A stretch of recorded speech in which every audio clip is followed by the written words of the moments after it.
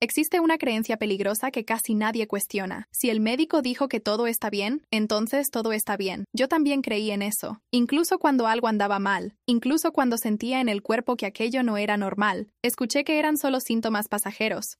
Ansiedad, una rutina pesada. Escuché tantas veces que los exámenes normales no mienten, que empecé a dudar de mí misma. El problema es que el cuerpo no miente, pero puede ser silenciado. Esta historia no es sobre un error aislado.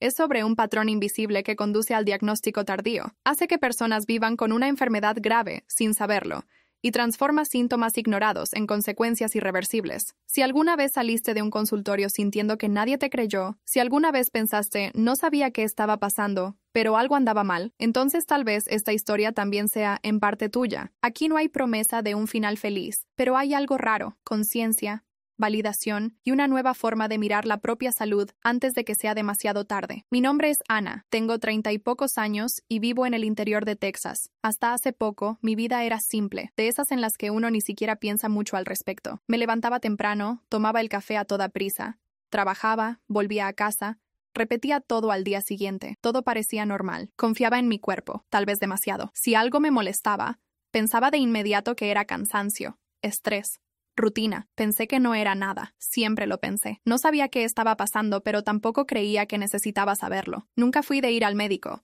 porque cuando iba, los exámenes normales siempre llegaban como respuesta. Aquello me daba una sensación de seguridad, una confianza casi automática. Seguía viviendo sin cuestionar, creyendo que la salud era el estado predeterminado de la vida. Me veía como alguien práctica, racional, de esas que no dramatizan. Si sentía algo diferente, lo ignoraba. Los síntomas ignorados se vuelven hábito antes de volverse alerta. Me decía a mí misma que era cosa de la edad, de las prisas, de la ansiedad que todo el mundo tiene. Vivir con una enfermedad grave era algo lejano, algo que le pasaba a otras personas, nunca a mí. Mi rutina era previsible, incluso cómoda, y esa normalidad frágil me arrullaba todos los días sin hacer ruido. Hoy sé que se estaba sosteniendo en silencio. Las señales empezaron pequeñas, casi educadas. Una molestia aquí, un cansancio extraño allá, nada que gritara peligro. Yo seguía racionalizándolo todo. Pensaba que estaba exagerando, que eran cosas de mi cabeza. No sabía qué estaba pasando, pero todo parecía normal cuando lo comparaba con días peores. Cuando decidí buscar ayuda, fui por el camino común. Consulta rápida, preguntas genéricas, respuestas preparadas. Escuché que era ansiedad,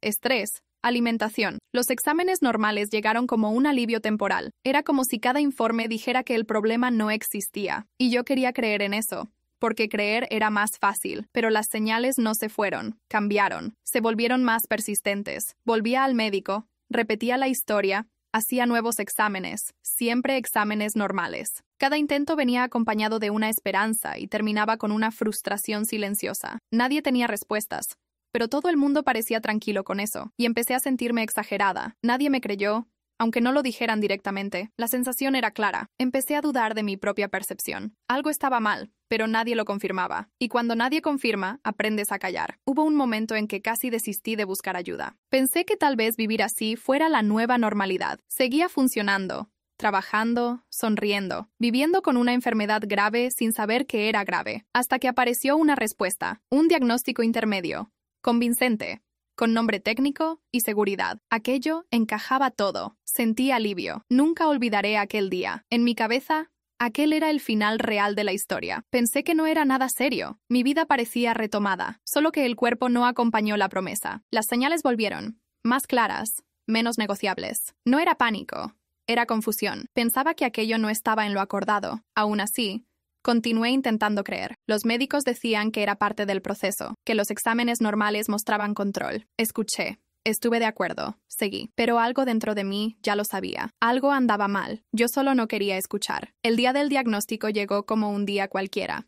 Sin aviso, sin atmósfera de película. Me senté pensando que escucharía ajustes, no verdades. El médico habló, y yo escuché como quien oye debajo del agua. Diagnóstico tardío, cáncer de colon. Así de simple. Nunca olvidaré aquel día. Fue cuando todo cambió. No hubo gritos, ni llanto inmediato. Solo un silencio pesado. Pensé en todas las veces que escuché que todo estaba bien. En todos los síntomas ignorados. En cuántas veces nadie me creyó. En cuántas veces yo misma no me creí. Mi reacción fue extrañamente contenida. Hacía preguntas prácticas. Tratamiento, próximos pasos, plazos. La lucha contra una enfermedad grave se convirtió en una agenda. La jornada de tratamiento se convirtió en planificación. Salí del consultorio caminando normalmente, mientras el mundo seguía igual. Y eso fue lo más aterrador. Mi vida cambió, pero solo para mí. Vivir con una enfermedad grave pasó a ser mi realidad invisible. Después de eso, el tiempo perdió la forma. Había días buenos, que me engañaban fácilmente. En los días buenos, olvidaba todo. En los días malos, el miedo ocupaba espacio. Pensaba en el diagnóstico tardío como algo que no terminaba en el informe médico. Pensaba en los exámenes normales como una ironía cruel. Pensaba en el pasado,